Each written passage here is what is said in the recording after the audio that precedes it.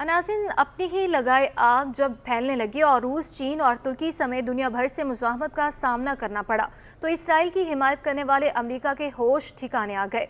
Hamas के हाथों Israel की खूब ठिकाई के बाद अमेरिकी वज़ीर ख़ारिजा एंटोनी ब्लिंकन हमास इसराइल जंग रोकने के लिए मशरिक़ वस्ती के दौरे पर निकल पड़े हैं। लेकिन मुस्लिम ममालिक में घूमने वाले अमेरिकी वज़ीर ख़ारिजा की बात कोई नहीं सुन रहा। अमेरिकी वज़ीर ख़ारिजा एंटोनी ब्लिंकन मशरिक़ वस्ती के दौरे पर है और उनकी कोशिश ये है कि गज़ा इसराइल जंग के तनाज़ुर में पैदा होने वाले हालात को संभाला जाए जो किसी भी वक्त काबू से बाहर हो सकते हैं। जुमे को इसराइल और शनिचर को उर्दन जाने के बाद वो मगरबी किनारे, इराक और फिर इतवार के रोज़ तुर्की पहुँचे। वो जहाँ भी गए वहाँ उन्हें तरह तरह के चैलेंजेस और नाउमीदी का सामना करना पड़ा। ब्लिंकन के सामने सबसे बड़ा चैलेंज ये है कि वो दरमियानी रास्ता तलाश करने की कोशिश कर रहे हैं, लेकिन फ़िलहाल कोई इस पर चलने को तैयार नहीं। जुमे के रोज़ ब्लिंकन ने इसराइली रहनुमाओं को गज़ा तक इंसानी इमदाद पहुँचाने और यरग़मालियों की रहाई की राह हमवार करने के लिए आर्जी जंगबंदी पर कायल करने की कोशिश की, लेकिन इसराइली वज़ीर आज़म ने फौरी तौर पर इनकार कर दिया। अगले दिन ब्लिंकन ने इसराइल के पड़ोसी अरब ममालिक के नुमाइंदों से भी मुलाकात की, जहाँ हर कोई फौरी जंगबंदी चाहता है।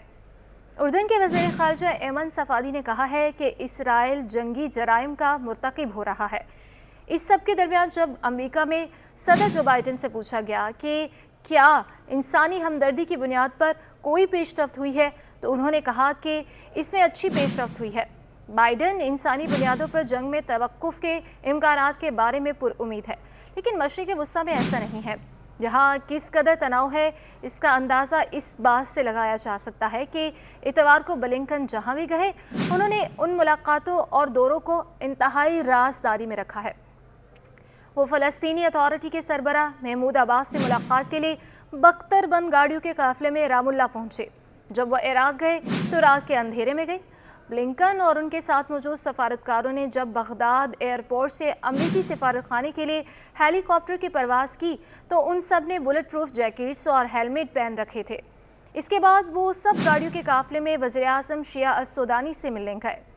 पीर के रोज़ उन्होंने तुर्क हुकाम से मुलाकातें की। उससे पहले तुर्क सदर रजब तैयब एर्दोगान ने इसराइल में तैनात अपने सफ़ीर को वापस बुलाकर कहा था कि अब उनका नेतन्याहू से कोई ताल्लुक़ नहीं होना चाहिए। एर्दोगान ने कहा है कि हमने उन्हें मिटा दिया है, उन्हें बाहर फेंक दिया है। जैसे ही अमेरिकी वज़ीर ख़ारिजा एंटोनी ब्लिंकन अपनी लगाई आग को बुझाने की कोशिश करते हैं तो दूसरी तरफ से आग के शोले निकलने लगते हैं। अमेरिका इसराइल के साथ मुसलसल बातचीत कर रहा है ताकि गज़ा तक इंसानी इमदाद पहुँचाई जा सके। जहाँ तक अरब ममालिक का ताल्लुक़ है, ब्लिंकन ने कहा कि जंगबंदी के बारे में मुख्तलिफ आराएँ हैं, लेकिन हर वो शख्स जिससे उन्होंने बात की उसका ख्याल है कि इंसानी हमदर्दी की बुनियाद पर जंग में इस वक्फे से यरग़मालियों की रिहाई, गज़ा को इमदाद फराहम करने और वहाँ फंसे गैर मुल्की शहरियों को निकालने में मदद मिलेगी। उन्होंने ये भी कहा कि हालिया दिनों में अहम पेशरफ्त हुई है, लेकिन इस मामले में कुछ पेचीदगियाँ हैं। फ़िलहाल ऐसा नहीं लगता कि अरब ममालिक या इसराइल में से कोई ब्लिंकन की बात सुनेगा, क्योंकि हर किसी को अपने मुल्क के अंदर से अवामी दबाव का सामना है। जुमे को जब ब्लिंकन इसराइली सदर आइज़ैक हर्ज़ोग के साथ मीडिया के सामने आए तो पीछे से इसराइली मुजाहिरीन की आवाज़ें सुनी जा सकती थी।